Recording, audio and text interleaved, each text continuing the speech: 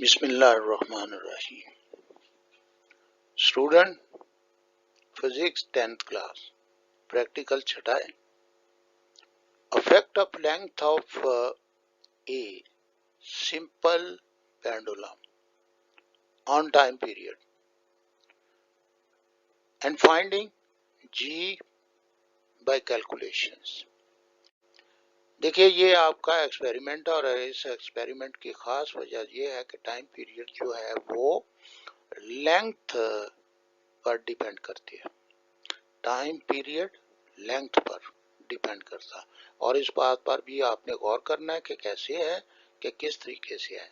ये देखिए, ये पेंडुलम को एक यहाँ पे हार्ड यानी सपोर्ट से इसको लटका दिया गया, और ये ऊपर है, और ऊपर जब होता है तो ये वर्टिकली सीधा है, और यहाँ पर ये इस स्ट्रिंग की लंबाई।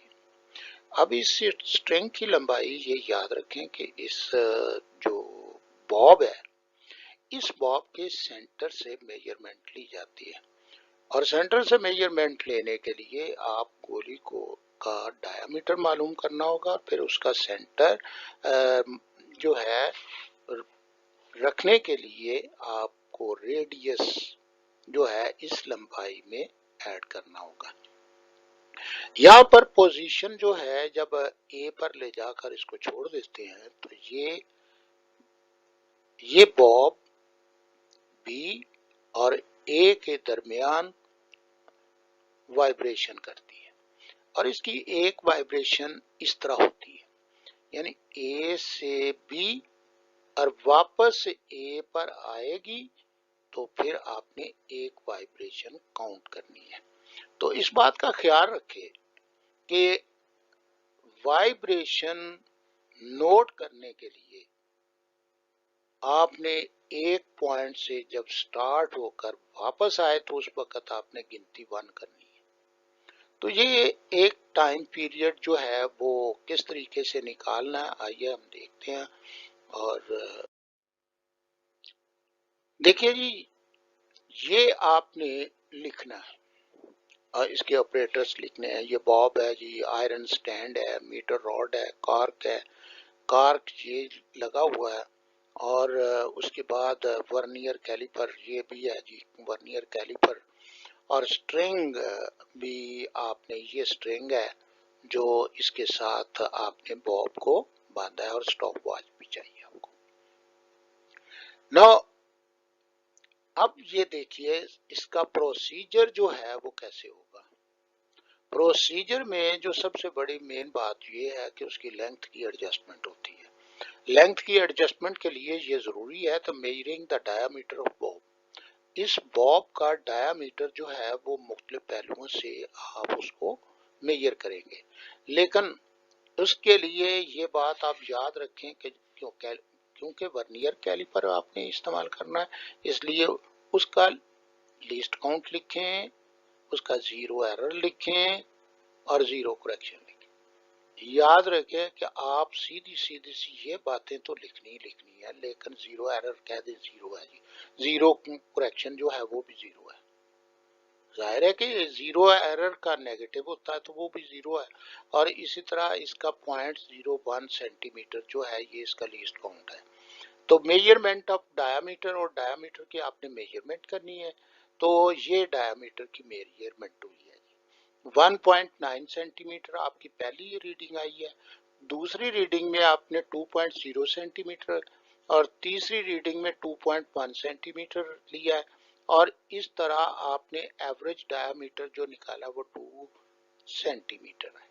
तो ये डायामीटर निकालने के बाद आपका रेडियस जो है वो डायामीटर को 2 पे डिवाइड करें तो 1 सेंटीमीटर, ये रेडियस आपने निकालने का ये इसका प्रोसीजर सबसे पहला प्रोसीजर है जो आपने लेना है। लेकिन इसके साथ ही आपको ये मालूम होना चाहिए कि इसकी जो लेंथ है, आपने मैं हुक इसकी जहाँ पे होगी जो बॉब के साथ अटैच है, वह मैं हुक इसकी पहली लंबाई जो लेनी है, और इसके साथ फिर आपने बाद में रेडियस जो है उसको ऐड कर देना, और इसकी लंबाई की काउंटेबिलिटी जो है वो होगी, तो आइए देखते हैं कि किस तरीके से ऑब्जर्वेशंस की गई है। तो ऑब्जर्वेशन के लिए लेंथ ऑफ द स्ट्रिंग जो है विद हुक और L1 जो है वो मालूम करेंगे 74 और 89 और 84, ये तीन रीडिंग जो है उनके लिए अलग-अलग जो है एडजस्टमेंट आपने एवरी टाइम करनी है। यानी पहले सबसे पहले आपने 74 रखा और फिर उसके बाद L1 में इसमें आपने R को जमा कर दिया यानी रेडियस को जमा किया, तो 75 इसकी लेंथ थी।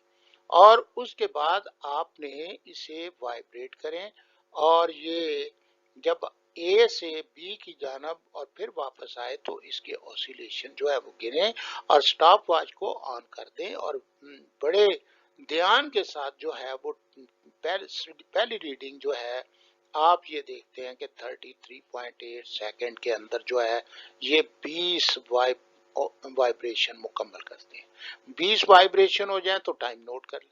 फिर उसी तरह आपने 20 वाइब्रेशन जब हो गई सेकंड टाइम पे तो 34.6 सेकंड जो है वो उसने लिए हैं। तो ये दो रीडिंग आपने T1 एंड T2 जो है वो लेनी है और इन द सेम वे आपने इनकी एवरेज निकालनी है। ये T निकाल रही है आपने एवरेज, तो ये दोनों को आप जमा करेंगे 33.8 और 34.6 को ऐड किया और 2 पे डिवाइड करते हैं तो ये 34.2 आ जाती है।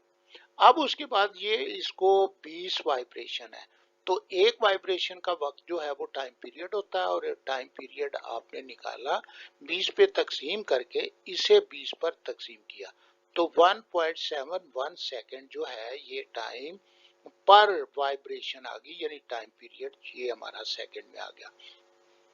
इस तरह हमने ये जो है 2.93 जो लिखा हुआ है ये असल में टाइम पीरियड का स्क्वायर लिया है और फिर उसके बाद L ओवर टाइम पीरियड का स्क्वायर की एक वैल्यू जो है वो हमने निकाली है।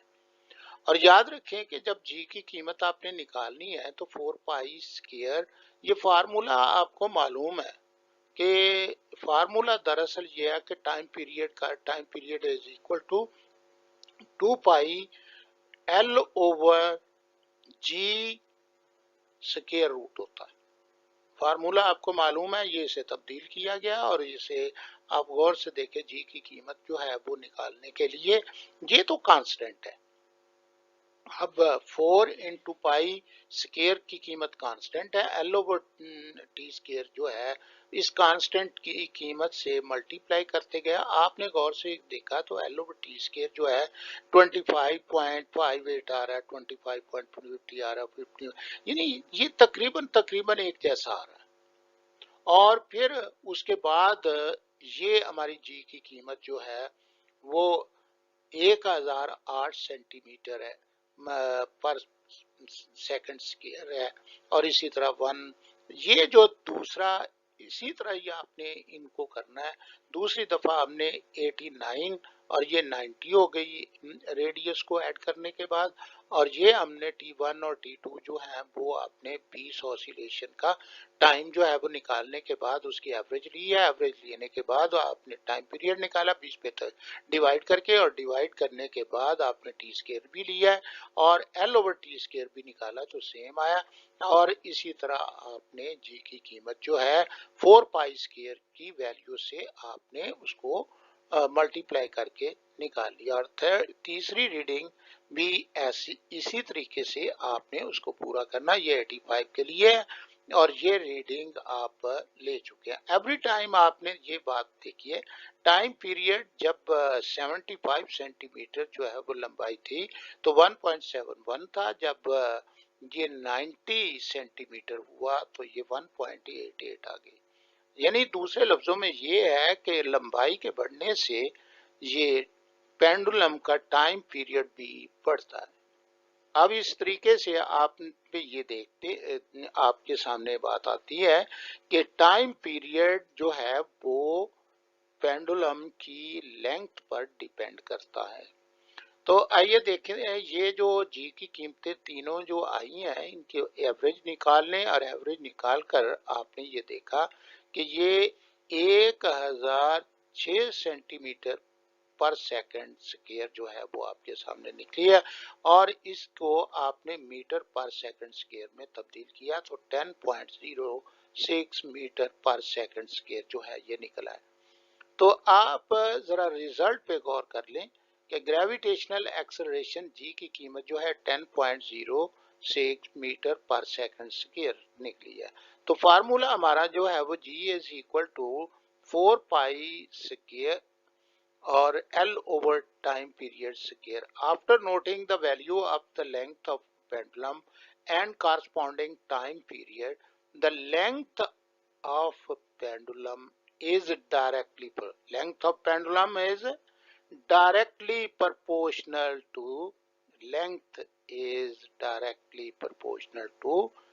time square of the time period. ये डायरेक्टली प्रोपोर्शनल है और इक्वल टू कांस्टेंट आ रहा है।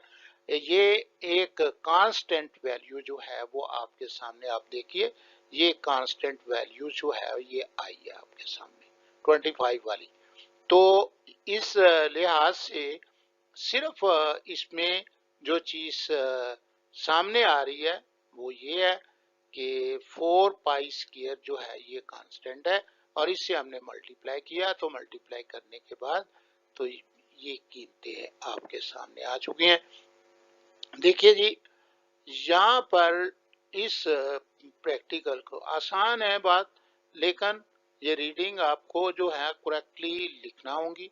जब आप टाइम पीरियड जो है वो करेक्ट निकालने के लिए ये आप कोई प्रैक्टिस जो है वो कर लें, तो इसे याद कर लें तो बहुत बेहतर होगा।